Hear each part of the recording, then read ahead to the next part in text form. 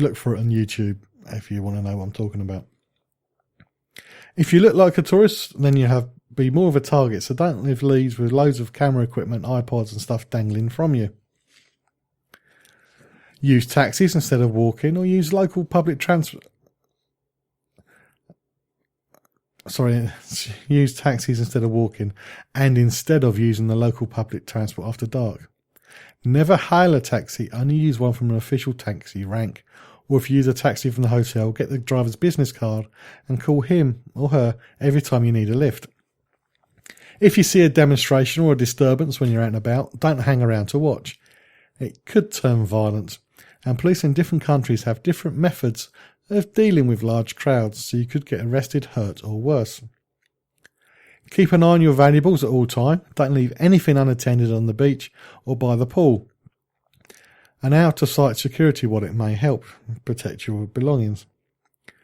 You should take extra care if you have been drinking, as you are less likely to be aware of people around you. If you are robbed or attacked, you should report the crime to the local police and obtain a crime number and report from them. You will need this crime number and report for any insurance claims. Inform your bank credit card issuer if your traveller's cheques or credit cards are stolen. Check your bank's terms and conditions to see what you will be liable for. Include the bank contact details in your scanned documents I mentioned earlier. Your bank may be able to transfer emergency money to you to use if your cards have been blocked. Again, check with your bank before you go to see what they will and won't do. Police will handle the investigation into the crime. You should not wait until you get home to report it.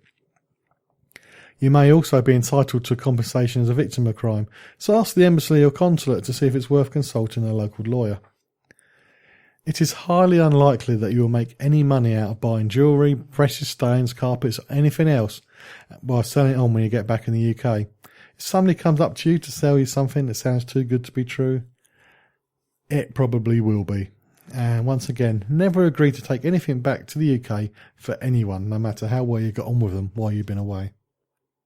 Checking it out before you check in on the John Guinn Travel Show on ukhealthradio.com.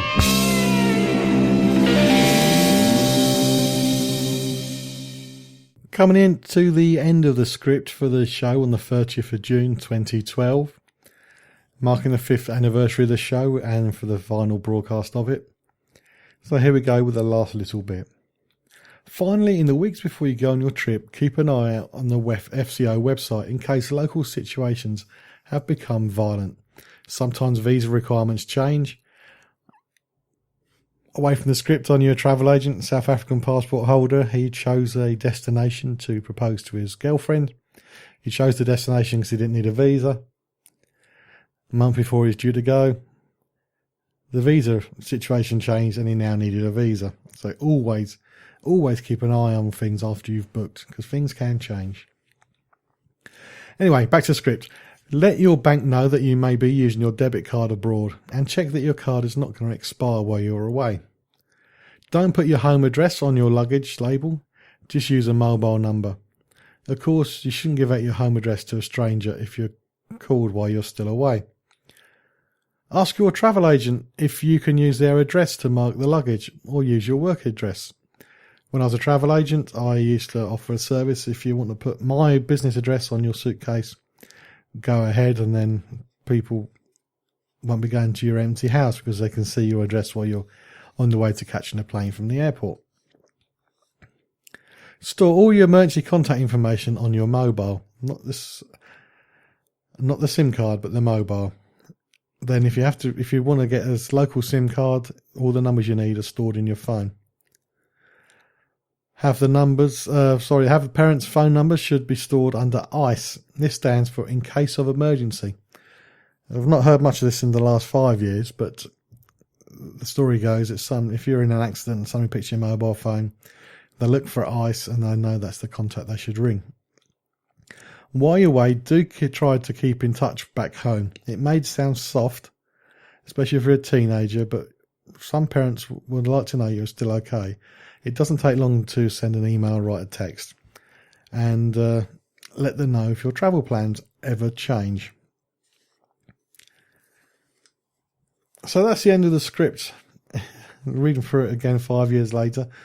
Some of it didn't make much sense, so I've had to ad-lib a little bit. But some things haven't changed. The teenagers will still be going on their first parent-free holiday. Teenagers will still be getting hurt on their first parent-free holiday. I did a presentation at a local school, sixth form, lower six, on this subject. I was wearing a pink Hawaiian shirt, white trousers, and I was standing in front of loads of kids, and it was really nerve-wracking. But because I was used to talking to people, I didn't let it bug me. But it's probably the scariest audience I've ever had, although I did get heckled once at a WI meeting. I said quite a lot through the show. This is the last ever John Guinn Travel Show, but the Facebook page, John Guinn Travel Show, will still be live. So if I find something of interest, consumer-wise, or just a funny story or whatever, I will still be posting to facebook.com/John Guinn Travel Show. And I still have contacts in the travel industry, so that anything you want to know, put the message on the page and I can pass you on to people who will be able to help. You can keep up to date with travel news and leave me a message at facebook.com/John Guinn Travel Show. Before I tell you the people you should keep following, or the organisations you should keep following to make sure you're up to date with travel consumer advice, I just want to talk about a travel news story that popped up in my inbox while I was recording the show, which also helps pad out the time because I'm a few minutes short. I won't miss that next week, trying to get the whole hour in. But anyway, the Transport Security Authority, or TSA in the USA, might be coming up with some new checks to do for people visiting the US. In addition to taking out laptops and liquids, air passengers to the USA may soon be required to remove all books and paper materials from their carry-on luggage. And then the TSA agents will thumb through the contents when passing through the security checks. The update is part of a load of new proposed changes to airport security, including asking passengers to potentially move all electronics, food and snacks from their hand luggage. The TSA has tested the new procedures at airports in California, Colorado and Massachusetts, amongst others, back in May, and the agency is likely to expand on the policy nationwide. On Fox News Sunday, the Department of Homeland Security Chief John Kelly said, "What we are doing now is working out the tactics, techniques and procedures, if you will, in a few airports to find out exactly how to do that with the least amount of inconvenience to the traveller." TSA did not immediately respond to the people who sent this story to me, which is Travel and Leisure, travelandleisure.com, well worth following them. One agent did tell the Wall Street Journal that the thick carbon material in books and magazines can obscure other items within a passenger's carry-on bag, making it difficult for X-ray scanners to uncover potentially illicit items. Agents will also be allowed to flip through the magazine and books to see if any of the items are hidden inside. Homeland Security has vowed that the TSA is not allowed to make judgments on the content of people's reading material. However, this new measure could pose a civil liberties problem. And what could happen, sorry, I've just lost my train of thought. What could happen is passengers could be unfairly targeted for books of certain religious or political persuasions. So, if you're going to the USA and you've got the anarchist cookbook in your hand luggage, you may find your health having some trouble when you get your stuff checked.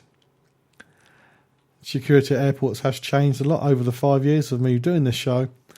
And I still have to be honest that some of it seems absolutely pointless, and it's just there to reassure passengers that something is being done, although probably in the scheme of things the checks are quite pointless. Say this is the last show, so you don't have to contact me to let you know what you feel about airport security. But if you want to, just put a message at facebook.com/John Guinn Travel Show and say whether you think airport security is good, bad, or just about right. We're coming to the last few moments of the last ever John Guinn Travel Show, and I'm getting a little bit emotional about it. I didn't think I would, but I'm sure when it comes to next week I will miss putting a show together, but I won't miss all the work that's involved in doing it. Yes, it may sound like I just slapped this together, but promise me, a lot of work has gone into the last 227 shows. I said at the beginning, there's some people you should still follow to make sure you're fully up to date with travel consumer news. These are on Twitter, and my favourite guests as well. There's UKECC, the UK European Consumer Centre, can help you for all matters consumer-wise in the EU. If you don't on Twitter, then you can always go to their website, ukecc.net. Not just travel advice, buying stuff in the EU, hire cars, anything. Go to the website, check it out. They also have a phone app, and this app has questions in different languages. So if you're in a shop and you're having a problem, you can press the right button, and the shop worker should be able to understand what you're talking about. If you've got a smartphone, do get the UK ECC app for it. You can find out more about it at ukecc.net, and the Twitter account is at UKECC. And somebody I've had on quite a few times over the years, Frank Breffany. I probably pronounce his name wrong every single time, but he's on Twitter at Consumer Frank. And before I did the travel show, I used to do talks at local groups about using the internet to book travel and what you should look out for. And I always started, if you don't listen to anything else, I'm going to say over the next 20, 30, 45 minutes, just make a note of this website, holidaytravelwatch.co.uk. That's the place to go for consumer advice for travel. And Frank has been running that for the last few years. And it is worth following him on Twitter to get up-to-date information. He doesn't just do consumer advice. If you've listened to the show many times over the last few years, you also know he does air quality in cabins. Definitely follow Frank. Definitely follow the UKECC. So it's at Consumer Frank on Twitter and at UKECC. Because the last thing I want is anybody to waste their money on a holiday. And that's been my goal when I was a travel agent, as a writer, as a presenter of the show. Don't care who you book with. Just make sure that you don't waste your money. And there's two ways of not wasting your money. Is be up to date on consumer advice. And two, always read the small print. Before you hand over your money, always hand over the small print. And I'm getting back to handing over the money. Never pay by bank transfer. Never pay by cash. Would you buy something from a stranger down the pub by giving them £2,000-3,000? You probably wouldn't. So why would you do that for your holiday? So that's the end of the travel show with John Guinn. 195 times I've been saying that's the end of the show on UK Health Radio. 227 times in total. John Guinn, the travel show, I've just checked out.